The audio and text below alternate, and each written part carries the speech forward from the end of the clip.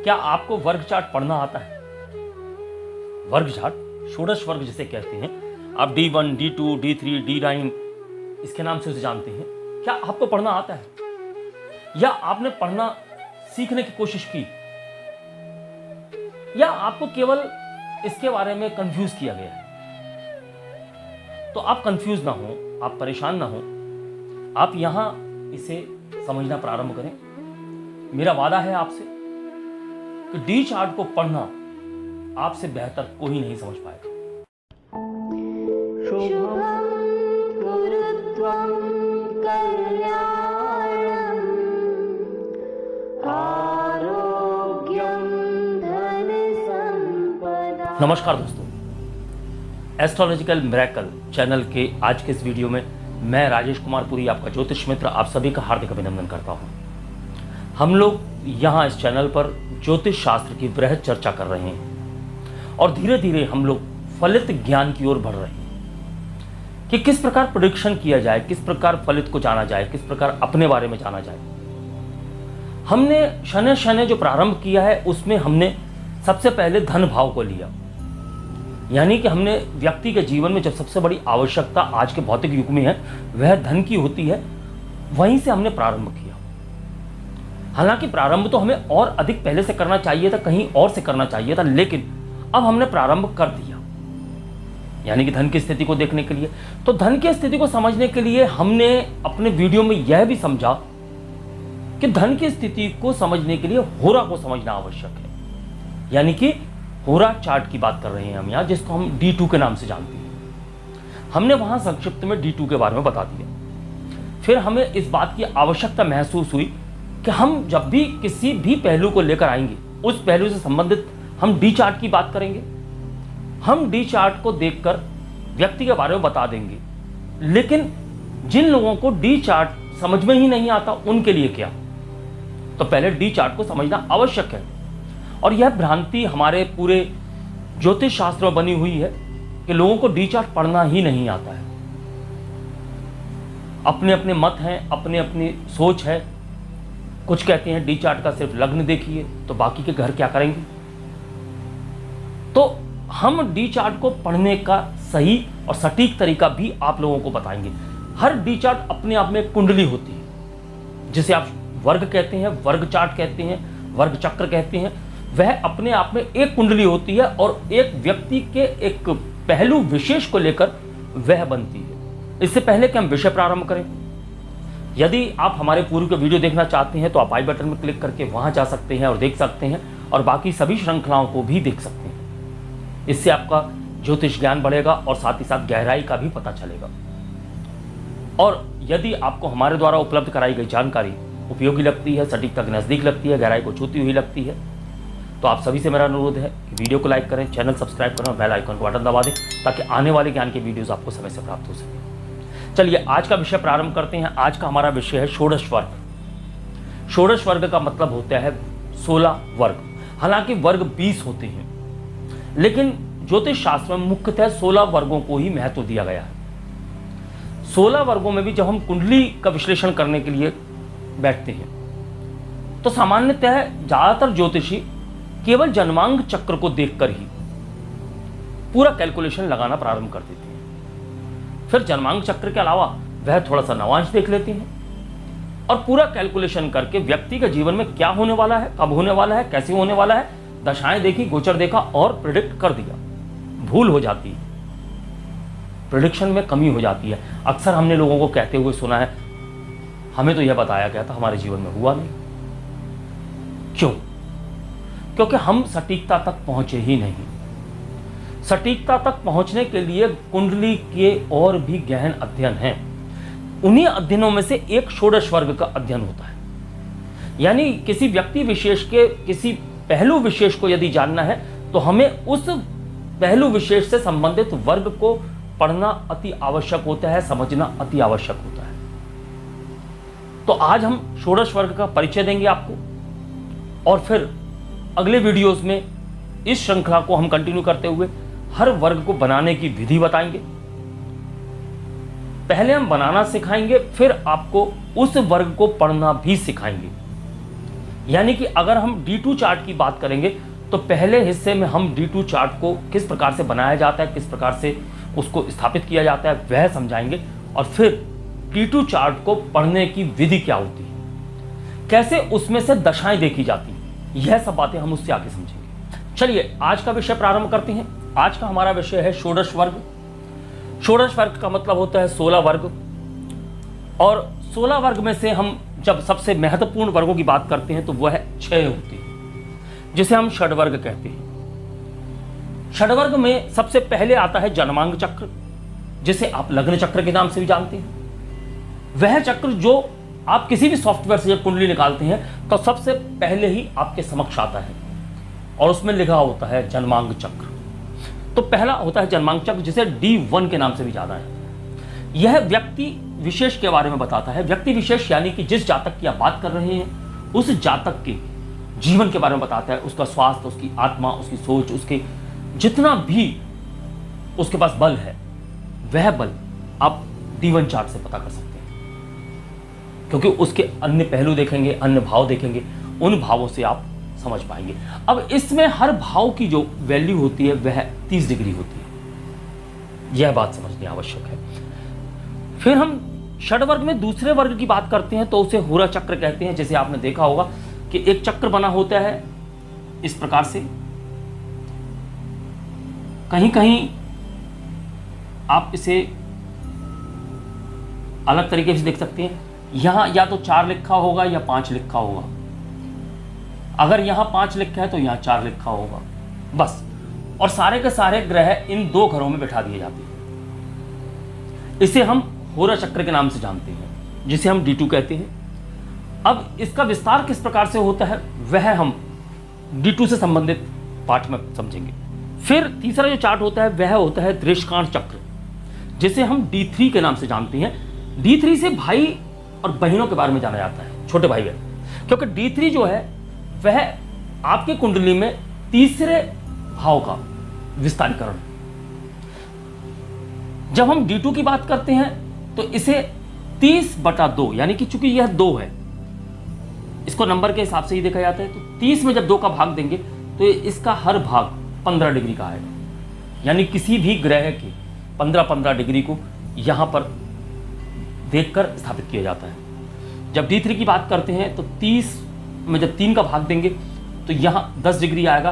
तो किसी भी भाव में 10 डिग्री तक बैठा हुआ ग्रह पहले दृष्टिकोण में, दूसरे 10 डिग्री तक यानी 10 से 20 तक, दूसरे दृष्टिकोण में 20 से 30 तक, तीसरे दृष्टिकोण में, इस प्रकार से उनका निर्धारण किया जाता है और इसी प्रकार के चक्र में उसे स्थापित कर दिया जाता है।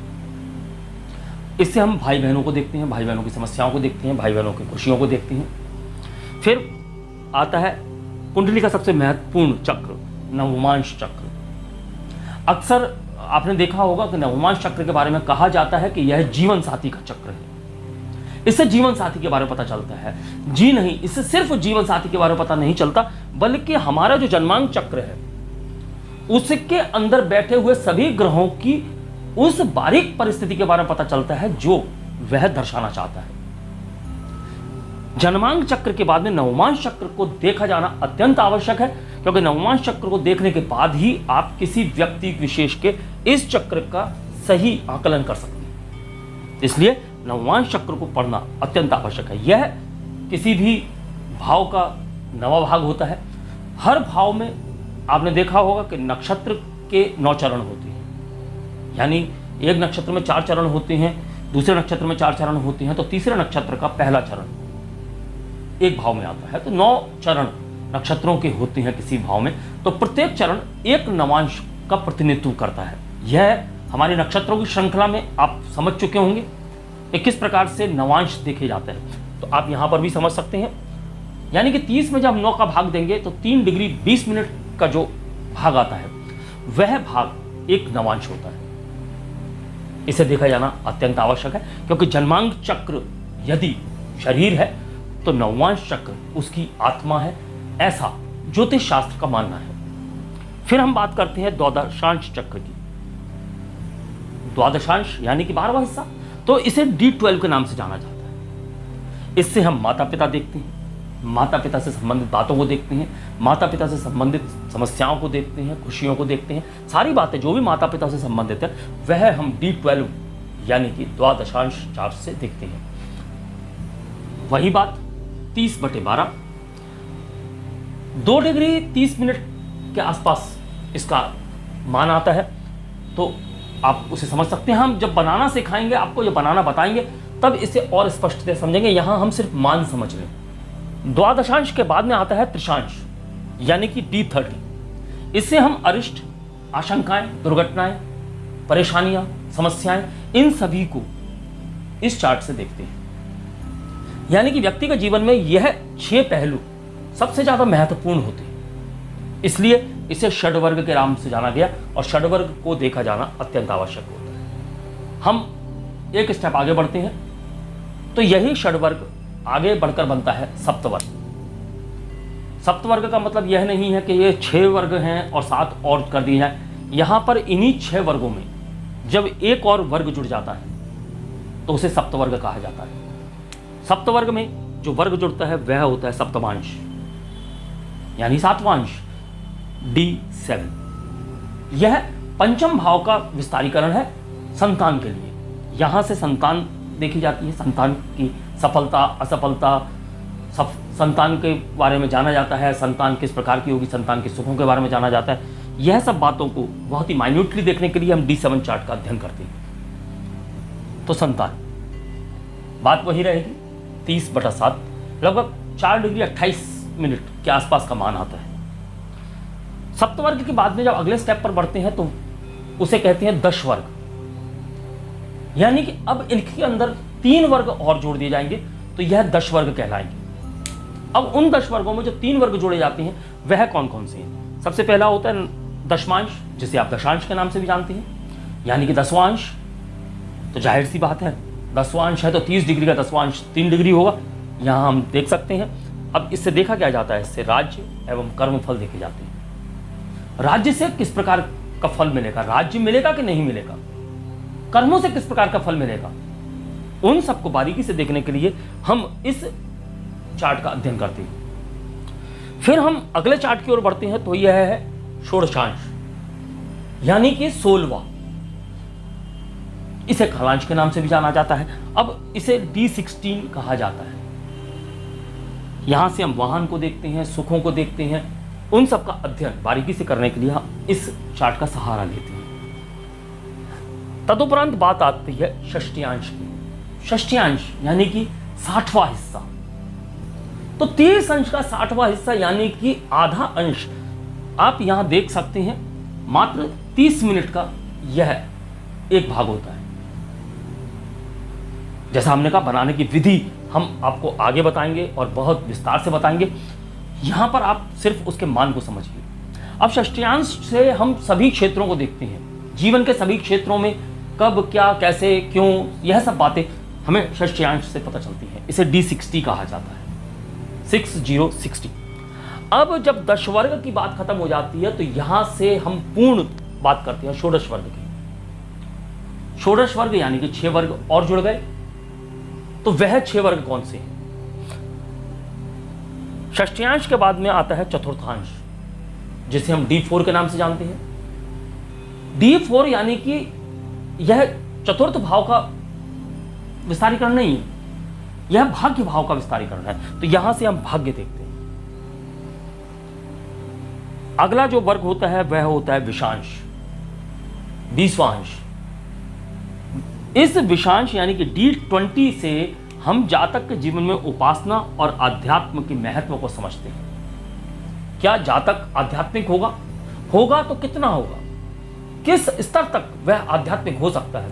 उसकी उपासना का स्तर क्या होगा? इन सब बातों को जानने के लिए हम D20 चार्ट की सहायता लेते हैं और D20 चार्ट का जो मान आता है वह 1 डिग्री 30 मिनट आता है।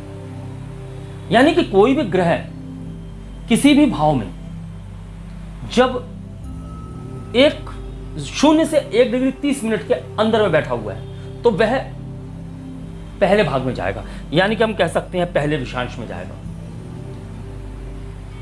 1.5 डिग्री से लेकर 3 डिग्री के मध्य बैठा हुआ तो दूसरे विषांश में जाएगा। 3 डिग्री से लेकर 4.5 डिग्री के मध्य बैठा हुआ है तो तीसरे विषांश में जाएगा। इसी प्रकार हम निर्धारण करते करते करते करते सभी ग्रहों को, लग्न को, सबको निर्धारित कर लेते हैं। बीच में हमारा बताने का तात्पर्य सिर्फ इतना है कि आप इस बात को समझ सकें कि किस प्रकार हम किसी भी ग्रह को किसी भाव में बैठाएंगे। चलिए, अब इसके बाद में आता है चतुर्विषांश, यानी कि 24वां हिस्सा D24। इससे हम जातक की विद्या देखते हैं, विद्या में किस स्तर तक वह पहुंचेगा। जैसे हम पंचम भाव से विद्या देखते हैं, उच्च विद्या की बात हम पंचम भाव से करते हैं। सामान्य जो विद्या होती है, सामान्य जो ज्ञान होता है, चतुर्थ भाव से देखते हैं। उच्च की बात करते हैं तो हम पंचम से देखते हैं, और पंचम से पंचम यानी कि नवम से देखते हैं। लेकिन और अधिक बारीकी से देखना हो तो हम इस चतुर्विषांश की बात करते हैं, D24 की। तो D24 से हम विद्या देखते हैं, और बात वहीं आ जाती है 30 में जब 24 का भाग देंगे तो 1 डिग्री 15 मिनट का यह मान आता है, और उसी के अनुसार ग्रहों का निर्धारण होता है। चतुर्विषांश के बाद आता है सप्तविषांश, यानी D27। फिर वही बात, D27 यानी कि 27वां भाग। तो 30 डिग्री का 27वां भाग निकालने के लिए आप करेंगे तो 1 डिग्री 3 मिनट का मान आएगा। आप उस प्रकार से इसे स्थापित कर सकते हैं। अब इससे देखा क्या जाता है, इससे बलाबल देखा जाता है, जातक का बल। सिर्फ बाहुबल की बात नहीं है, हर प्रकार का बल जातक के जीवन में जो होता है वह D27 से देखा जाता है। फिर बात आती है खवेदांश की, यानी D40। जब हम D40 की बात करते हैं तो जीवन में जितनी भी शुभताएं हैं, अशुभताएं हैं, वह सभी हम D40 से देखते हैं। 30/40 यानी कि मात्र 45 मिनट का समय मिलता है, 45 मिनट का एक अंश मिलता है जिसके अंदर ग्रह हो तो उसका उसी हिसाब से निर्धारण होता है। फिर अंततः जो 16वां वर्ग होता है, जैसे हमने षोडश वर्गों की बात की है, तो 16वां वर्ग होता है, उसे अक्ष वेदांश के नाम से जाना जाता है। अक्ष वेदांश यानी कि D45। षष्ठ्यांश की तरह इससे भी सभी क्षेत्रों के बारे में जानकारी ली जाती है। जातक के जीवन के सभी क्षेत्रों को कंफर्म करने के लिए हम अष्ट वेदांश का सहारा लेते हैं। यह पूरी जानकारी आप लोगों के पास होनी चाहिए। जब आप कुंडली का विश्लेषण करने बैठते हैं, जब आप कुंडली को देखना प्रारंभ करते हैं, तो आपको यह भी पता होना चाहिए कि हमें एक प्रश्न का उत्तर देना है। तो उसके लिए हम किस चार्ट को सबसे पहले प्रायोरिटी पर देखें। यह तो आपको चार्ट सारे देखने ही है। इसके बाद में हम बात करेंगे, कुछ और चार्ट होते हैं, यानी जो चतुर्थ भाव होता है उसका विस्तारीकरण, षष्ठम भाव का विस्तारीकरण और अष्टम भाव का विस्तारीकरण, जहां से हम उसी घर के जो भी समस्याएं हैं, जैसे षष्ठम भाव का विस्तारीकरण होता है, षष्ठांश बोलते हैं उसे, और षष्ठांश का मतलब है कि रोग जितने भी हैं उसको देखना। जब हम अष्टम भाव के विस्तारीकरण की बात करते हैं, अष्टांश बोलते हैं, और अष्टांश से हम व्यक्ति की आयु का निर्धारण करें, आयु से संबंधित समस्याएं, बहुत बड़ी बड़ी जो जीवन में समस्याएं आने वाली हैं, बहुत बड़े बड़े रोग आने वाले हैं, लंबे रोग आने वाले हैं, उनकी बात करते हैं। और फिर बात करते हैं हम एकादशांश की, तो हम 11वें भाव की बात करते हैं। तो 11वें भाव का विस्तारीकरण जब हम करेंगे तो 11वें भाव के विस्तारीकरण से हम रोगों का मुक्ति जो मिलती है रोगों से, उसकी बात करते हैं। हम उन 4 चार्टों को थोड़ा और विस्तार से आपको अगले किसी पार्ट में समझाएंगे। अभी जो बहुत अति आवश्यक वर्ग होते हैं वह आपके समक्ष हमने रखे हैं। अब इसके अगले वीडियो में हम सबसे पहले तो जन्मांक चक्र को थोड़ा सा समझेंगे, और फिर हम सीधा सीधा होरा चक्र को विस्तार से समझेंगे कि होरा चक्र, दरअसल हमने जैसे यहां बताया कि 4 और 5, माफ कीजिए 4, 5 या 4, 5, इस प्रकार से यह होरा चक्र आपको दिखाई देगा, और सारे ग्रह 5वीं और 4थी राशि में ही बैठने लगेंगे। यह बहुत सामान्य तौर पर केवल एक इंडिकेशन के लिए आप देखते हैं। इसे और विस्तारीकरण से किस प्रकार से पढ़ना है वह हम अगले वीडियो में आपको अवश्य समझाएंगे। यहां तक की जानकारी यदि आपको उपयोगी लगी हो, सटीकता के नजदीक लगी हो, गहराई को छूती हुई लगी हो, तो आप सभी से मेरा अनुरोध है कि वीडियो को लाइक करें, चैनल सब्सक्राइब करें, बेल आइकन का बटन दबा दें, ताकि आने वाले ज्ञान के वीडियोस आपको समय से प्राप्त हो सके। अगले वीडियो तक के लिए मैं अपनी वाणी को विराम देने की आज्ञा चाहूंगा। नमस्कार, धन्यवाद। शुभं कुरु त्वं कल्याणं